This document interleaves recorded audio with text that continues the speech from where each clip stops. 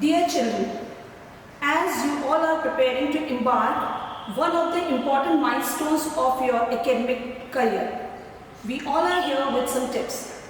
So for English, what I would like to tell you is, please utilize the reading time wisely, the 15 times that is given to you. Also underline all the important and relevant points that you write in your copies, so that examiner reads it and give you good marks. नमस्कार बच्चों, शीघ्र ही आपकी board की परीक्षाएं आरंभ होने वाली हैं। तो बच्चों, सर्वप्रथम आप क्वेश्चन पेपर को अच्छी तरह से पढ़ेंगे। सभी प्रश्नों को अच्छी तरह से पढ़कर जो प्रश्न आपको अच्छी तरह से आता हो उसका उत्तर सर्वप्रथम लिखेंगे और फिर क्रमानुसार सभी प्रश्नों के उत्तर लिखते जाएंगे।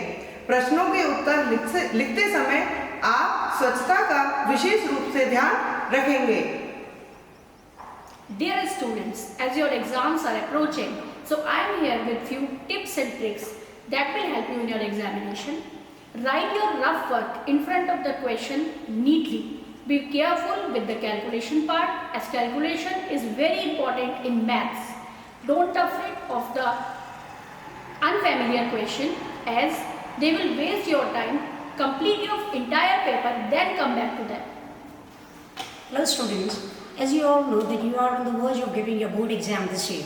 So today I am here to discuss with you a few tips regarding your science syllabus. First of all, I would like to ask you, I would like to advise you to just break down your syllabus into small chunks, prioritize your subject, that is your physics, chemistry and biology, according to the difficulty that you face. And if in case you people find any difficulty dealing with any of the topics, we are always here to welcome you to solve with the problems.